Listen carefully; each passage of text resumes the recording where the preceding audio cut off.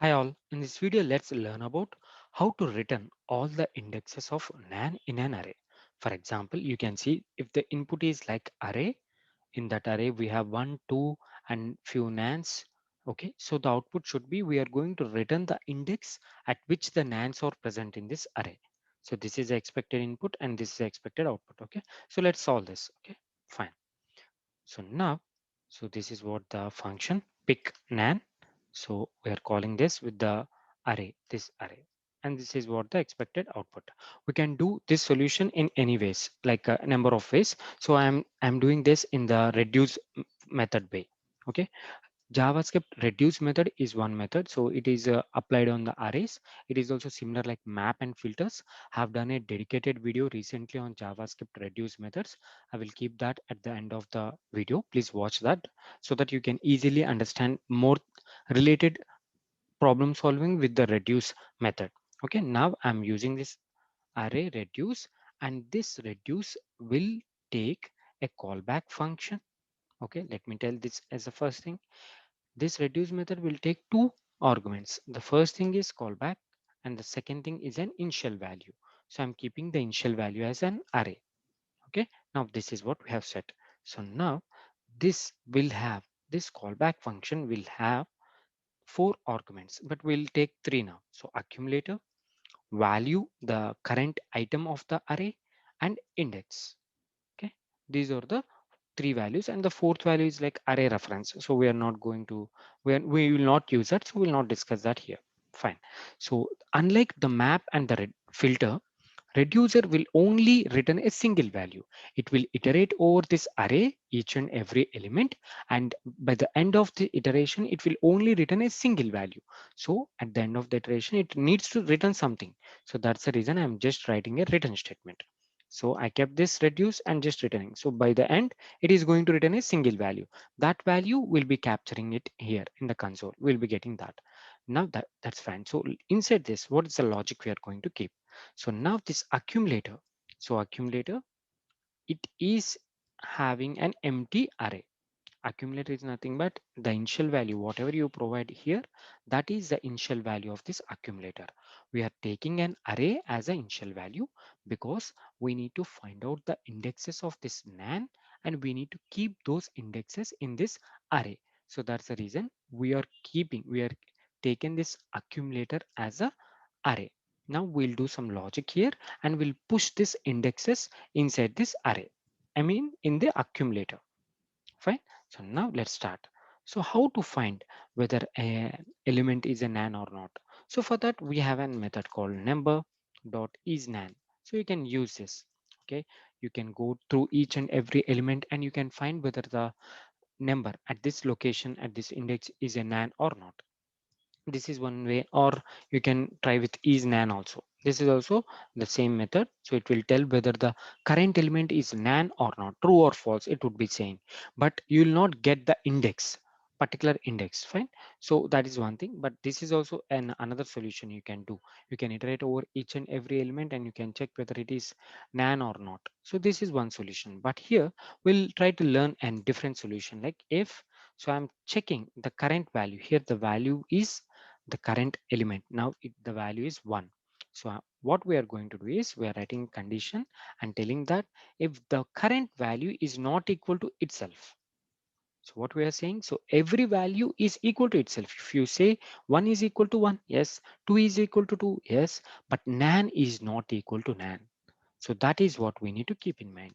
NaN is not equal to NaN. If you say something like this, so this returns false. So both, so sorry, this returns true. A number which is mostly, if you see 1 it will be equal to 1. Okay, so what we are checking, a value which is not equal to itself. So now NaN is not equal to itself. So if you check something like this returns true. In this case you can understand the element is a NaN. Clear? So thereafter you can push this index into this accumulator. So what we are doing here, accumulator is an array dot we are pushing the index. So index means this is an index. So that is the reason we are using reduce method.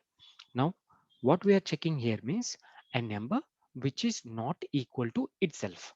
A number which is not equal to itself means no value will be like that. But in JavaScript, a number will be not equal to itself. A value is not equal to itself.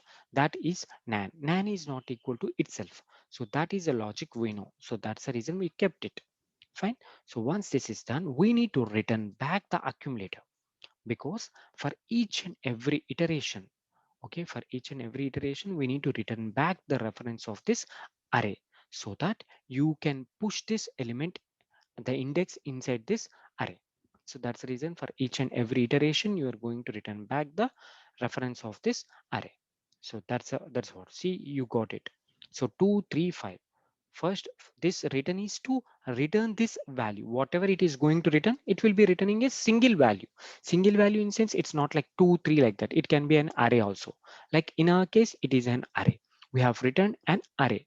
Fine. Now this array, this return is to return this array. Now this entire part is going to return you an array, and that we have printed here. Now what is this return? This return, you are returning the accumulator, so that for the next iteration you are making sure that array reference is available to push this indexes. Fine. And what is the logic we are doing? We are verifying whether the number is equal to itself or not. So this is a normal. So the expected input is this, the expected output is this. We got it. Fine. So let me comment this. Okay, the input, and I will open the another, and I'm trying to explain you the various scenarios. The happy path we are done. Okay. Now we need to discuss about the various scenarios. What happens? See, I'm giving an undefined. So undefined is not equal to undefined. No, undefined is equal to undefined. So this index will not be coming. So now null, undefined, empty string. Okay, all these things we have kept. So even in this case also, see, 0 means NaN. So there are how many nans? 1, 2, 3. So here is one nan. So there are total 5 nans. So that's the reason we got 5 indexes like this. So even if you give undefined, empty string, null, even though those are not considered as per our logic. Clear? So even if you give an empty object also, this is not considered. See, wanted, I am giving an empty object. Okay, even though it is not equal to that.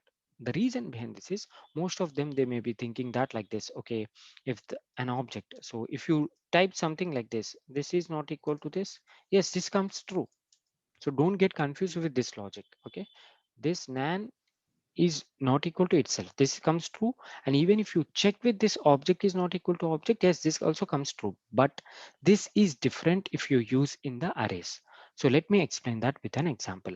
So here what I'm trying to explain is, I'm trying to explain the third, like edge cases.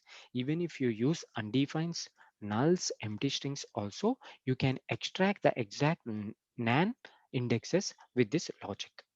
And if you give an empty object also, this would be ignored. This object, empty object, is not equal to itself. The reason behind this is, so let me explain this. So we have an constant value, and in that we are keeping nan, an object, and we are keeping an empty object. If you see, if I console them, so if this is equal to itself, nan is equal to itself, I mean the variable I'm comparing, in this variable, the value is nan. I'm comparing with this variable with itself. I'm getting true. It means nan is not equal to nan. So even if you keep that in a variable also, but if you keep an object here, and if you refer that with the same object, it is false, because this is referring to an object, and that reference will be equal to the same. So it means you are referring to an address, and you are checking the same address is equal or not. It would be equal. So that's the reason when you try to check it is not equal to, it will return false. So the same reason will apply for us when you try to keep an empty object in the array. Fine. If you understand this part, you can clearly have an understanding why even if you keep an empty object also, it is not considering as self equal to. Okay, hope you understand the video. We have a couple of videos in the Rethinking UI channel. So just now I said, right, understanding the JavaScript reduce method for the beginners. So if you understand this, so there are n number of points and edge cases I have discussed in this video related to the reduce method. So try to check out this channel. If you like the videos, please subscribe to the channel for more videos. Thanks for watching.